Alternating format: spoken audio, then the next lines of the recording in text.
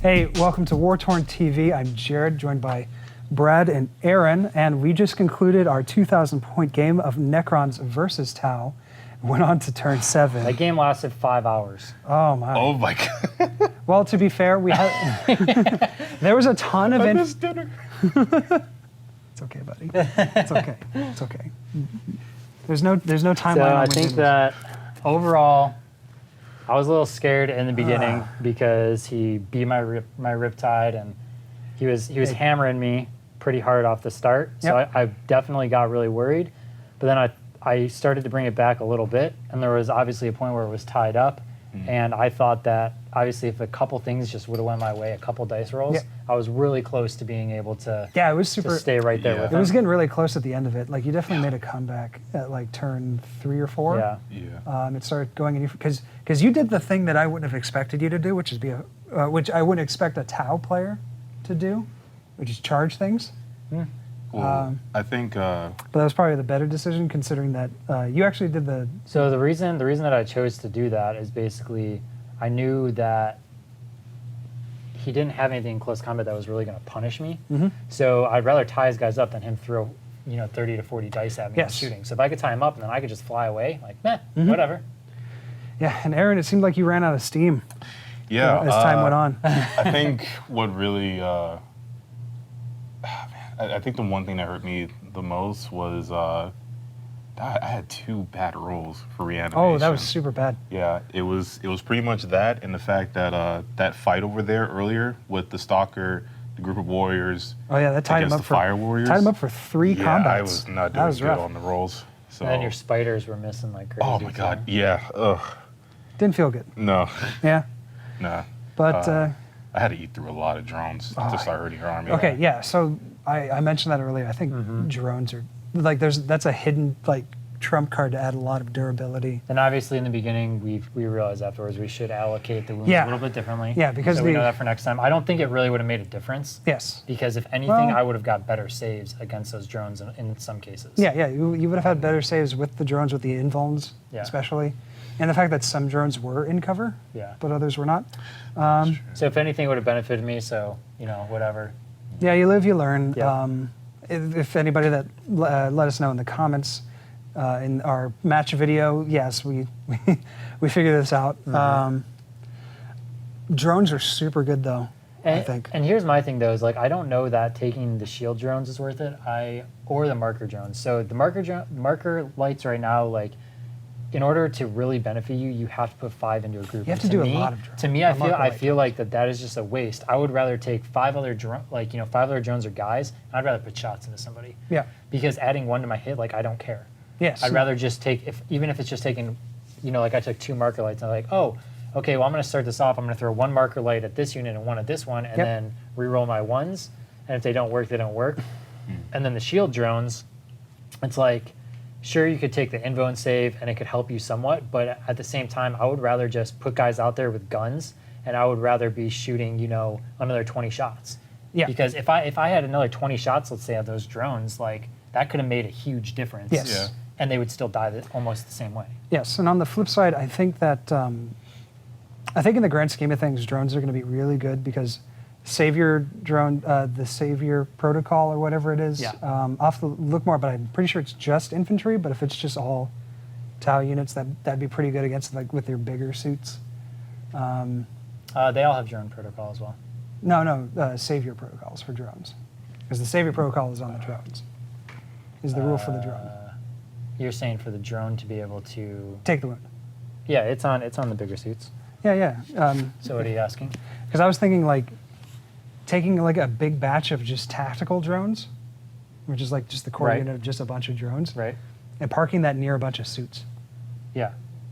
Like, what is it? Like, you take like a couple of, like a Riptide or 2. Because Tau players that have played for a long time, they're going to have a lot of suits. But they're also going to, as a consequence, have a bunch of drones. And drones are really cheap from what I've seen. Yeah. So just bringing any drones just to take up those wounds is really good. And I think that I'm going to see a lot of... So like Riptides can do it. Yeah. Steels can do it. Crisis Battlesuits can't. It doesn't say it on there, actually. What are you talking about? Talking about savior protocols, Yeah, so Empire battlesuit infantry or battlesuit unit. Okay, so I wonder if that also means for the is it Crisis. battlesuit, the Well, ghost like skill. the crisis ones. Yeah, it's a battlesuit. Battlesuit. So here's the interesting thing, though. It doesn't say it on here. Where here it actually yeah, but that's says. that's the rule for the drone. That's not the Okay. rule for the suit. So this is a battlesuit. Riptide's a battlesuit. So yeah, no. Oh man. That works for everything. Yeah, you just buy a bunch of drones and just park it near like your big God. things you want to protect or the core things you Yeah. want to protect, and they're just tanking things forever. They won't protect vehicles, obviously, but anything that's infantry or suits, which is pretty much everything else that isn't because Yeah, that outside of isn't that you have vehicles, Oh yeah, I guess right? Creed's infantry. So yeah, I think that was a good trade-off because marker lights in previous editions Yeah, they were a lot stronger. they were way stronger. Yeah, because like for every marker light you could get +1 to your hit, right? Yeah, and then I also had ignored cover. Yeah. On top of that, Right. if you spent 2, Yeah. which was really easy to And do. like I wanted to just try it out to see if I liked it. I don't care for it. Yeah. I would rather just take a bunch of drones. Yeah, I think they really nerfed it hard because of the abuse. Because like you would have like a storm surge, do it, and then all the Oh. marker lights would come out, and then the storm surge would take that against units that were marked, and just like annihilate everything with all the D shots. That's changed obviously for 8th edition, but the overall nerf to marker lights I think was much needed. But then you have this, like I said, this hidden power with these drones. Yeah. So Definitely do. and you have 21 drones.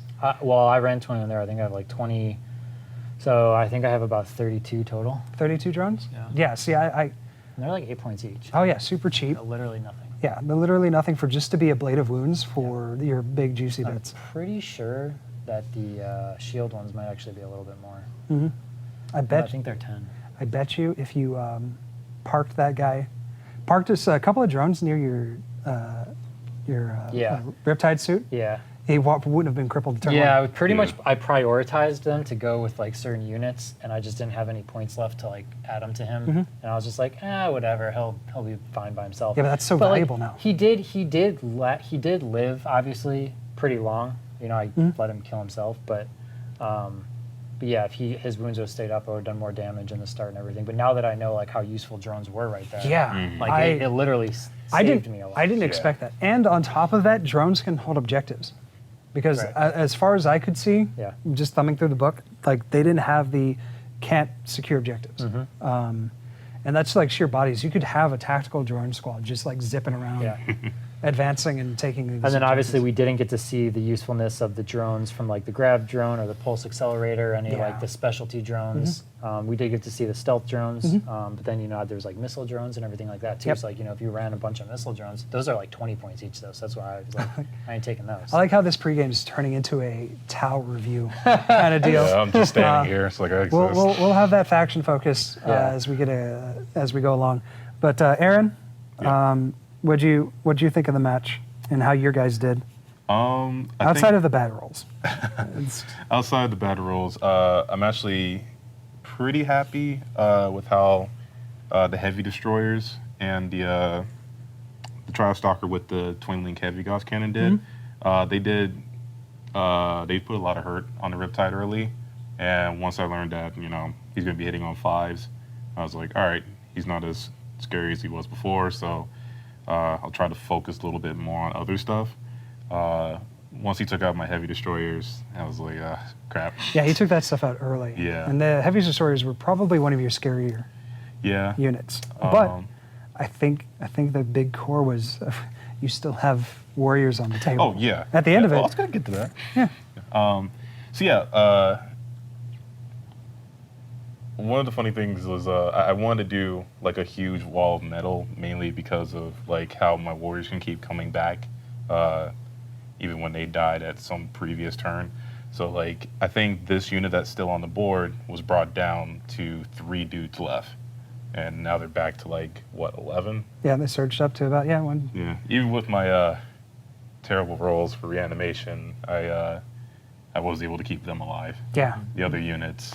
So yeah, with the volume of fire that tower churning out, like you still were able to keep at least one unit going, and but yeah, no, we found like the obvious weakness to dealing with reanimation protocol, no matter how much it's buffed, is to just focus fire a unit, Volume of fire. just take it down. Focusing. So like for other armies, like heck, Space Marines with their missile launchers. Yeah, missile D6 launchers, yeah. shots. Maybe. This is That can volume. hurt. Just drown it in saves. Yeah. But yeah, so overall, I think it was a fun match. It was a drag out fight, I will say. Yeah. Seriously. Making it to turn 7. Ugh, I think that added on obviously like we'll- 2 hours. We'll have the debrief on this game, Yeah. coming, and that'll kind of Yeah, give us debrief our right thoughts. after. Yep. We're going to chew on this over the weekend and come back. Yep. Come back with a nice analytical, tactical debrief. So go ahead and shake hands, fellas, for a game Good well game. played. Yeah, man. Good day. And like, comment, and subscribe below, and let us know what you think, how this match went. And we'll catch you next time on the debrief. Bye.